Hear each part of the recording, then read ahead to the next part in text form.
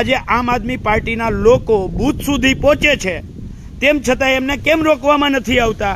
આમ આદમી પાર્ટીના આગેવાનો પોલિંગ બૂથ ઉપર છે, બૂથ ઉપર જઈને લોકોને સમજાવે છે કે કાયદામાં રહ્યો, આ ભાઈ અહીંયા કેમ છે ને ફલાણા ભાઈ અહીંયા કેમ છે. તો સવાલ એ છે કે જે માણસ કાયદો સમજાવે છે એ માણસ પોતે જ પહેલાં તો કાયદાનો ભંગ કરે છે. એ માણસ ત્યાં પોતે હાજર જ કોઈ કાળે રહી ના શકે તો એ અહીંયા કેવી રીતે છે? એ ઈમાનદાર માણસોએ પોતાના માણસોને ના કહી દેવું જોઈએ કે ભાઈ બહાર નીકળી જાવ, આપણે કાયદાનું સંપૂર્ણ પાલન કરવાનું છે, કોઈ અહીંયા હાજર રહેતા નહીં. શું કામ ચૂંટણી પંચ સુધી જઈ શકે છે? શું કામ ચૂંટણી બૂથ સુધી જઈ શકે છે જે બહારના માણસો છે? પોલીસે રાગદ્વેષ રાખીને પકડ્યો છે. ગઈકાલે અમે દારૂ પકડાવ્યો હતો એટલે રાગદ્વેષ રાખીને પકડ્યો છે. કેવું આ લોકોને ભ્રમિત કરે છે એ જોયા જેવું છે.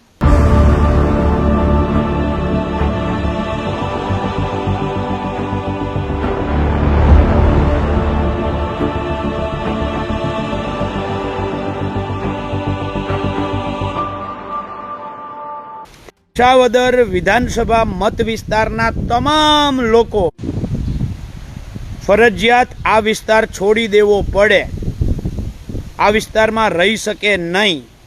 અને જો રીએ તો પોલીસ એને ગોતી અને બહાર મોકલી દે છે. ગઈકાલે હું પરમ દિવસે સાંજે નીકળવાની જગ્યાએ ગઈકાલે નીકળતો હતો ત્યારે પોલીસ આવી રસ્તામાં અને કહ્યું ક્યાંથી આવો છો? એટલે મેં જે હતું એ હકીકત કહી કે ભાઈ અહીંયા ગઈકાલ સુધી હતો, આજે સાસણ ફરવા ગયો હતો અને રિટર્ન અત્યારે જાઉં છું. એટલે કે વિસાવદર મૂકી દો. વિસાવદર અમે મૂકી દીધું. મારી જેવા કેટલાય કોંગ્રેસના કાર્યકરોને પોલીસે શોધીને બહાર મૂકી દીધા. અત્યારે આ ન્યૂઝ રૂમમાં હું જે સમાચાર જોઉં છું એમાં આમ આદમી પાર્ટીના આગેવાનો પોલિંગ બૂથ ઉપર છે, બૂથ ઉપર જઈને લોકોને સમજાવે છે કે કાયદામાં રહ્યો, આ ભાઈ અહીંયા કેમ છે ને ફલાણા ભાઈ અહીંયા કેમ છે. તો સવાલ એ છે કે જે માણસ કાયદો સમજાવે છે એ માણસ પોતે જ પહેલાં તો કાયદાનો ભંગ કરે છે. એ માણસ ત્યાં પોતે હાજર જ કોઈ કાળે રહી ના શકે તો એ અહીંયા કેવી રીતે છે? જે માણસ નિયમો અનુસાર વિસાવદર મત વિસ્તારમાં ક્યાંય રહી જ ના હગે એ માણસ પોલિંગ બૂથ ઉપર આટા મારે છે અને પાછો પોલીસને સમજાવે છે. સમજો ભાજપ અને આપ કેવી રીતે એક છે. ચલો માની લઈએ ક્યાંક વાડીઓમાં કોઈ બેઠું રહીએ તો ધ્યાનમાં ન આવે પોલીસના, પણ જે માણસ પોલિંગ બૂથ સુધી જઈ અને અધિકારીઓને કાયદો સમજાવે કે આ તમે આ કાયદા મુજબ નથી કરતા ને આ નથી કરતા, પોલીસ એને સામે એક શબ્દય નથી પૂછતા કે ભાઈ તું પોતે કાયદામાં નથી, તું પોતે અત્યારે અહીંયા વિસાવદરમાં રહેવાના ઓફિશિયલી કોઈ કારણો નથી, તું અહીંયા વિસાવદરમાં છો મતલબ કાયદેસર ગુનો બને છે. એના ઉપર ગુનો દાખલ કરવાની વાત તો દૂર રહી, એને વિસાવદરમાંથી બહાર કાઢવાની વાત તો દૂર રહી, પણ એની જગ્યાએ લોકોને કહે છે કાયદામાં રહેજો. એટલે પોલીસ ભાઈ સીસીટીવીના જવાબ મેં અનેક આપ્યા છે ને, જોતા હોય તો હજી તમને દઈશ. વિરાજ મોંઘણ વદરા પૂછે છે એલા ભાઈ હોટલના સીસીટીવી આવ્યા એનાથી મોટો પુરાવો કયો હોય? એટલે એ બાબતે મેં ફેસબુક લાઈવ કર્યું છે, ક્રાંતિ માર્ગમાં ડિબેટ કરી છે, એમાં જવાબો બધા જ આપ્યા છે. સોમાન ન્યૂઝ ચેનલમાં આ સીસીટીવી બાબતે જવાબો આપ્યા છે.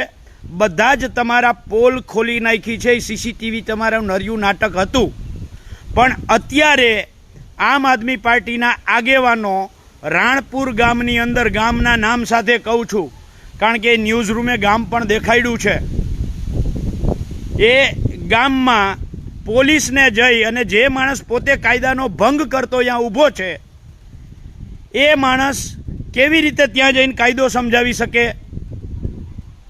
આ સાબિત કરે છે કે ભાજપ આમ આદમી પાર્ટીને પાછળથી સપોર્ટ કરે છે, ગોપાલને જીતાડવા માટેના પ્રયત્નો કરે છે, આમ આદમીના તમામ માણસોને ત્યાં રહેવા દેવામાં આવે છે, કોંગ્રેસના તમામ આદમીઓને ગોતી ગોતીને બહાર મોકલી દેવામાં આવે છે. આ સાબિત થાય છે.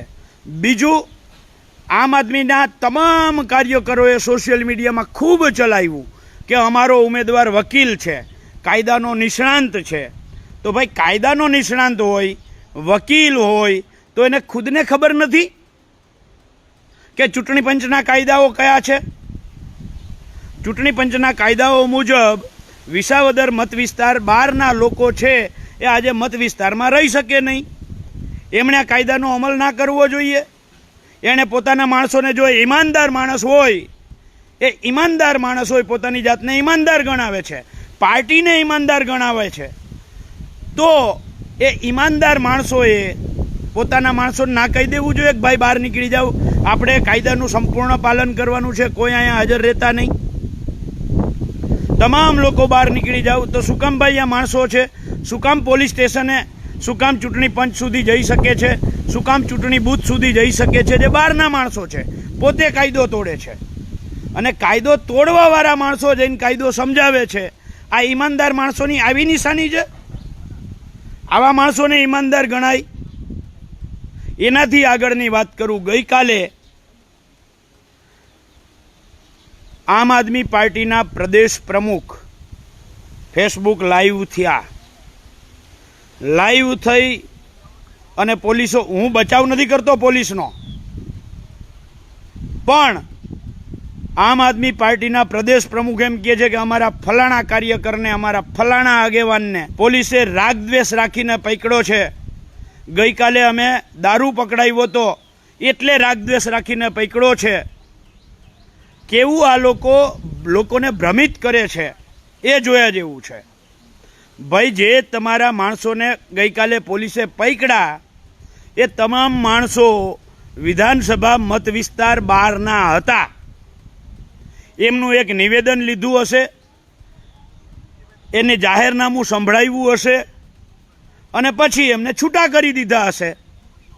પણ એને જ્યારે પકડ્યા, નિવેદન આપવાનું કહ્યું, ત્યારે આખી વાત ને ડાયવર્ટ કેવી રીતે કરવી એના માહિર આમ આદમી પાર્ટીના તમામ લોકો ફેસબુકમાં ચોંટી ગયા કે અમારી યારે આ કરે છે. પણ તમે પોતે કાયદાનો ભંગ કર્યો છે એટલે તમને નિવેદન આપવા માટે બોલાવે છે. આ ઈસુદાનભાઈને પ્રદેશ પ્રમુખ હોવાના નાતે ખબર નહોતી? ગોપાલ ઇટાલિયાને, જે પોતે વકીલ છે, કાયદાનો નિષ્ણાંત છે, આ ગોપાલભાઈને આ બાબતની ખબર નહોતી કે ભાઈ આ કાયદો કાયદાનું કામ કરે છે? જેવી રીતે કોંગ્રેસવાળાઓને કાયદા છે એવી રીતે અમારા એ માણસો ક્યાંક બહાર રખડતા હતા અને પકડાઈ ગયા છે, તો એને નિવેદન માટે બોલાવ્યા છે. પણ મારો સવાલ આજે એ છે કે કોંગ્રેસના તમામ આગેવાનોને બહાર મોકલી દીધા પછી આજે આમ આદમી પાર્ટીના અને ભાજપના લોકો, જે વિસાવદર મત વિસ્તાર બહારના લોકો છે, એને ભાજપની ઈચ્છા ન હોય તો રહેવા દેવામાં ન આવે ને ન આવે. એ જ્યારે આજે વિસાવદરની અંદર આંટા મારે છે, જે વિસાવદર મત વિસ્તારનો મતદાર નથી, જે વિસાવદર મત વિસ્તાર બહારના લોકો છે, એ લોકો પોતે કાયદેસર કાયદાનો ભંગ કરી રહ્યા છે. અને એ લોકો ખુલ્લેઆમ ચૂંટણીના બૂથ સુધી જઈ અને એમ કહે છે કે આ કાયદાનો ભંગ છે. તમે અહીંયા લોકોને સમજાવે છે કે આટલી સ્લીપો શું કામ છે, તમે કાયદાનો ભંગ કરો છો. તો ભાઈ, તમે પોતે અહીંયા બૂથ સુધી ગયા, વિસાવદરમાં રહ્યા, આ જ કાયદાનો ભંગ છે. એટલે આ સાબિત કરે છે કે અન્ના હજારે ગેંગ, અરવિંદ કેજરીવાલ, મનીષ સિસોદિયા, જે દિલ્હીથી ભાજપ સાથે જોડાયેલું છે, એના આદેશ મુજબ અહીંયા પણ ભાજપ આમ આદમી પાર્ટીને સપોર્ટ કરે છે. એટલે પોલીસ એમને બહાર કાઢતી નથી. કોંગ્રેસના તમામ લોકોને વાડિયુમાં ક્યાંક કોક રહી ગયું હતું, એનાય લોકેશન ગોતી અને ફોન ઉપરથી એના લોકેશન ટ્રેસ કરી અને એમને શોધીને બહાર મોકલી દીધા. પરમ દિવસે સાંજે 5 વાગ્યાથી પોલીસ કોંગ્રેસના લોકોને જ શોધતી હતી, એમને જ બહાર કાઢતી હતી. જો આ મારી વાત ખોટી હોય તો આજે આમ આદમી પાર્ટીના લોકો બૂથ સુધી પહોંચે છે, તેમ છતાં એમને કેમ રોકવામાં નથી આવતા, એમને કેમ બહાર કાઢવામાં નથી આવતા? આ સાબિત કરે છે કે ભાજપ અને આમ આદમી પાર્ટી બંને સાથે છે, પોલીસનો સહકાર છે, અને એટલે એ બંનેના લોકો મત વિસ્તાર બહારના છે, તેમ છતાંય પોલિંગ બૂથ સુધી જઈ શકે છે, એમને જવાની છૂટ છે, એમને કોઈ કરતાં કોઈ ના પાડતું નથી. અને કોંગ્રેસના તમામ લોકો બહારના હતા, એમને બહાર મોકલી દીધા છે. આ રાજકારણ સમજવા જેવું છે મિત્રો. આજે ગોપાલ ઇટાલિયાને ભાજપ જીતાડી અને 2027માં આમ આદમી પાર્ટીએ જે 2022માં ગુજરાતની જનતાને વિપક્ષ વગરની કરી નાખી હતી, ભાજપને 156 સીટ અપાવી હતી, એ જ આમ આદમી પાર્ટી જે મૃતપાય અવસ્થામાં થઈ ગઈ છે, ગોપાલ જીતે એટલે ફરીથી આમ આદમી પાર્ટી જાગૃત થાય. જે આમ આદમી પાર્ટી નામની બુઠ્ઠી તલવાર થઈ ગઈ છે, એ બુઠ્ઠી તલવાર ફરીથી ધારદાર થાય. ધારદાર થાય એટલે 2027માં કોંગ્રેસને ફરીથી એ કોંગ્રેસના ગળા ઉપર મૂકે, કારણ કે આમ આદમી પાર્ટી ફરીથી તમામ સીટો ઉપર લડે એટલે ભાજપ ફરીથી પ્રચંડ બહુમતીથી જીતે. આ કામ ભાજપ આજે ગોપાલ ઇટાલિયાને જીતાડવા માટે થઈ અને આમ આદમી પાર્ટીના માણસોને બહાર જવા દેતા નથી, એમને રોકતી નથી, પોલીસ એમને કંઈ કહેતી નથી. તમે સમજો, બહારનો માણસ છે, નામચીન માણસ છે, પોલીસ એને એમ નથી કહેતી કે ભાઈ તમે અહીંયા બહારના છો તો અહીંયા શું કરો છો. એની જગ્યાએ પોલીસ ત્યાં લોકલ લોકોને કહે છે કે ભાઈ કાયદા મુજબ કામ કરજો. પોલીસે શું કરવું જોઈએ? જે બહારના હોય એને બહાર કાઢી મૂકવા જોઈએ, જે લોકો બહારના હોય એને બહાર કાઢી મૂકવા જોઈએ. એની જગ્યાએ બહારના લોકો કાયદો ભંગ કરીને આવે છે, તેમ છતાંય પોલીસ એને ચલાવે છે. શું કામ? તાકે ઉપરથી આદેશ છે. આમ આદમી પાર્ટીના કાર્યકરોને કંઈ કહેવાનું નથી થતું, અને એટલે જ પોલીસ તો બિચારી ચીઠીની ચાકર છે, એને શું કરવાનું? એને અમલ કરવો પડે, કરે છે. એટલે વિસાવદરની જનતા સમજે, ગુજરાતની જનતા સમજે કે આમ આદમી પાર્ટીને ભાજપ કેવી રીતે સપોર્ટ કરે છે, એનું આ સૌથી મોટું ઉદાહરણ છે.